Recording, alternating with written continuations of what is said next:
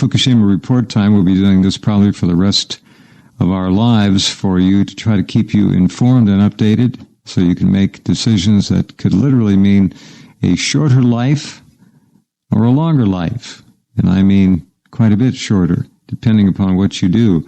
If you are continuing to eat sushi, you are going to shorten your life, unless it is from fish out of the Atlantic Ocean. And I don't mean the Gulf of Mexico. Otherwise, we're looking at stories that are just grim, and they keep getting grimmer. Here's one, and they keep doing this. I don't know why they use it. ENE News shouldn't allow these words. Mystery as scores of dead rare sea animals wash up in Gulf of California. There's no mystery about it. All that radioactive water goes down the coast of California, along Baja, and then heads back across the Pacific Ocean to make the loop and come back again, only with lots of reinforcements. Dozens of carcasses found on beaches and floating in the water. Government experts baffled over the mass death of dolphins, sea lions, and turtles. Like hell they are. It's just all a lie. I'm so sick of it. Long stretch of coastline closed to the public. Well, finally, one former U.S. government official, and we talked about this last Monday, said that the elephant in the room is Fukushima radiation when it comes to Pacific Ocean animal die-offs. The elephant in the room. This is a former U.S. government official. The government has totally failed to inform the public, the man says, about the full extent of the fallout. Hell, they informed the public about any extent of the fallout. And just last week, the EPA shut down all of its stations.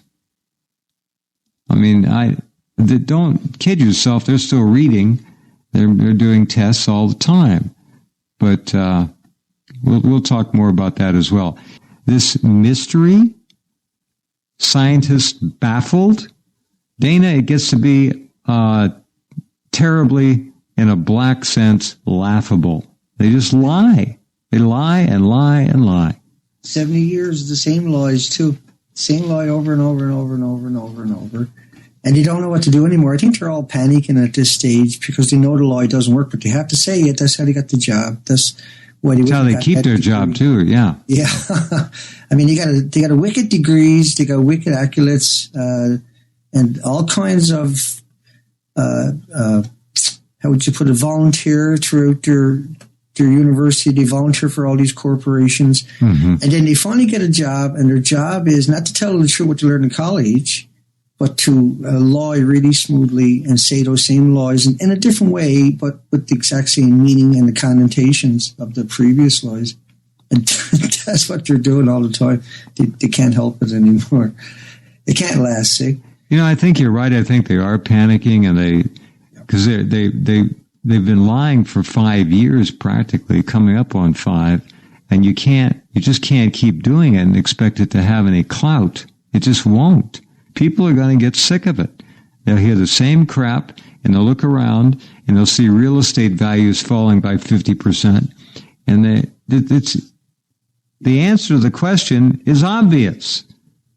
There's no debate, no argument, nothing. The ocean is dead. Yeah, and they went too far this time. And they can't cover this one up. They can't bury it. No. And they don't have conviction in what they're saying anyway.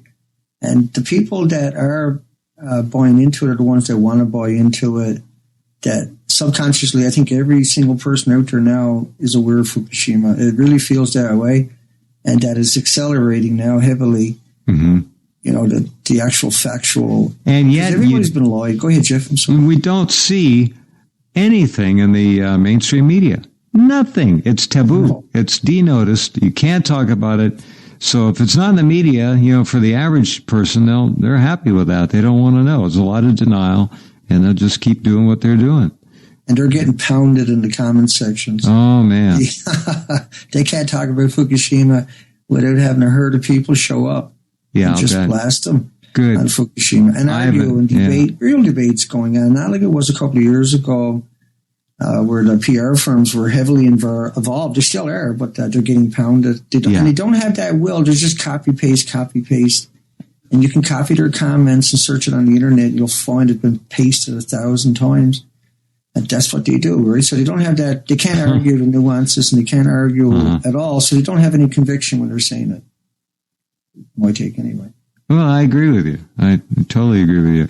I just wonder what percent we could hang on the question: how dead is the Pacific Ocean, the North Pacific?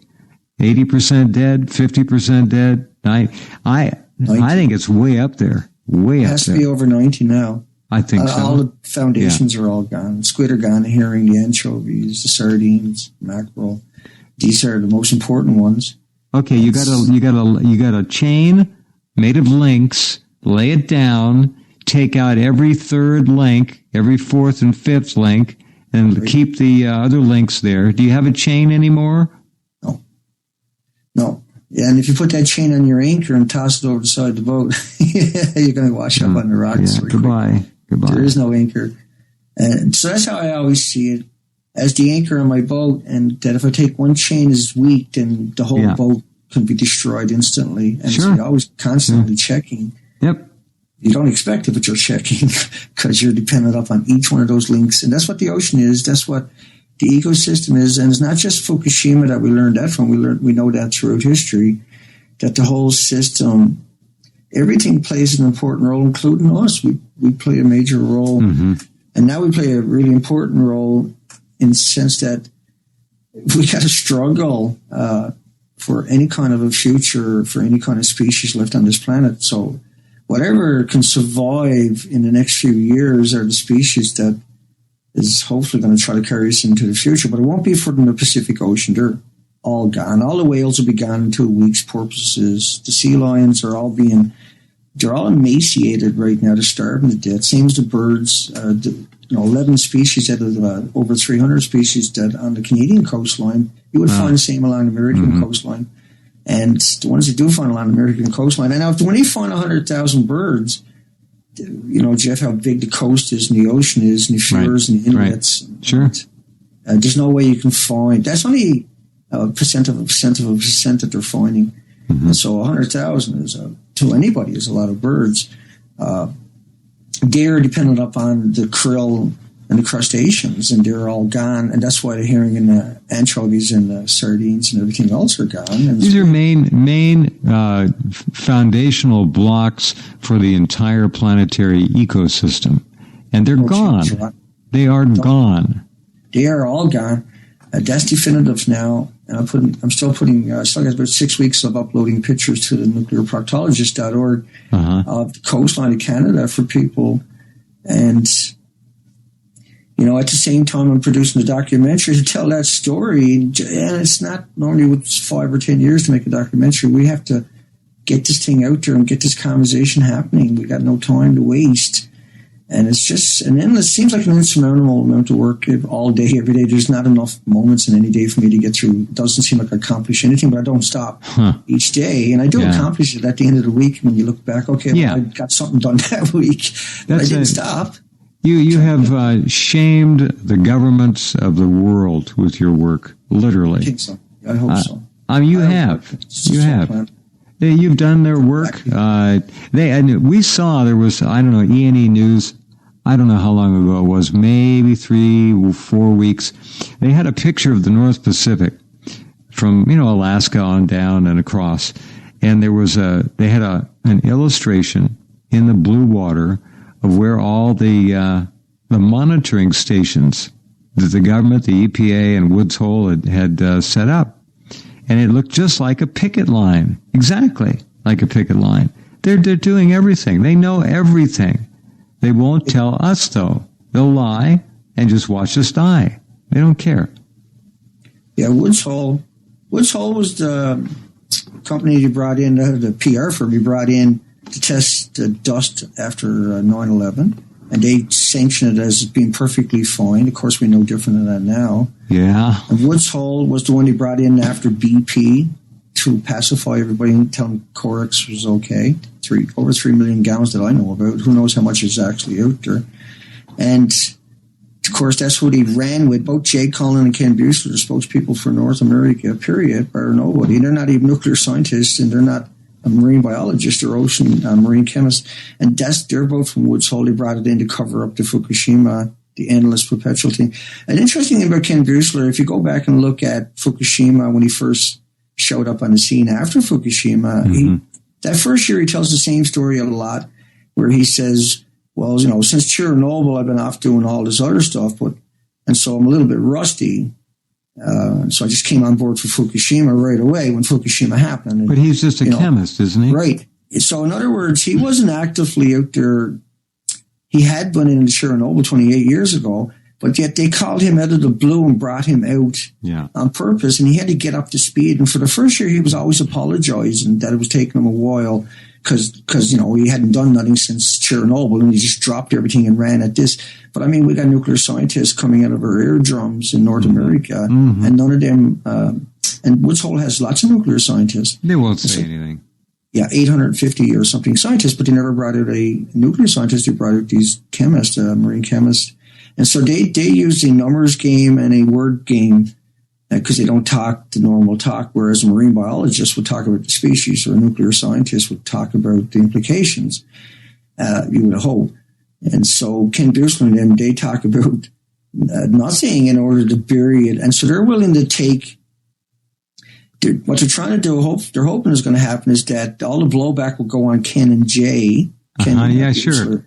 Yeah, they're the lightning rods for the garbage, sure. Right. Instead of Woods Hole. And that they'll just roll out their next one. Tim Masseur is the new guy, the annoying to come out. And, I mean, that's where we got to head them off. Once again, I mean, if we had 1 million people phoning them up and to dethrone these people, we can discredit everything they said. It's the same thing as a police officer gets a conviction, finally, if that could ever happen. Well, then all of these other cases, Jeff, would automatically go into a retrial because he was a dirty cop. And so it'd be the same thing we could do with Jay Cullen and Ken Buesler, where everything they've ever said and everybody that ever repeated it, all of a sudden has to come out and justify. Yep. That's my take on it anyway. No, it's just a stepping stone totally for it to go after. What I'm looking to see is how much and how fast the radiation migrates along the shoreline itself, onto the beaches, onto the foothills. It is, we just don't know how much. And that's what we have to somehow manage to measure ourselves. Citizen scientists are going to have to do this. What happened to Kelp Watch 14? Huh? You got them really good, eh? They're giving it results before they even done tests. Yeah, and they have never made the so-called results public. And they'll wait another year or something. Yeah, Kyle Vetter. He's been quoted too many times on bananas and airplanes and everything else. Yeah. Totally discredited, but yet he's from a major institution. Well, Dr. Kai Vetter, the head of nuclear whatever at UC Berkeley. Right. Oh, you mentioned Corexit in the Gulf. Let me remind everyone, do not eat anything out of the Gulf of Mexico either, period. Gordy last hour said that the oysters from down there taste funny. I said, well, I talked to him off the air. You can't eat that stuff. No. You're going to die. There are over 30 VOCs, volatile organic compounds, in Corexit, and all it's done is made the oil drop down further out of sight. All that blowout oil is still there. It's still free floating. It's just like a big glob of mucus. Yes, sir. And sickening. But what we have chains. Do you have Red Lobster restaurants up there? No. Chain. There's a chain of them down here. Seafood restaurants. I don't understand how anybody with a conscience could be involved in that business. I just don't. I really don't. Oh. And you see ads on TV for, seafood. If you're a seafood shop, how can you not hear the whispers of Fukushima? Yeah. And how can you not look into it yourself? I don't have. They say at least 70% should look into it. You would expect. You would think, but they say that the sushi restaurants are booming in LA, and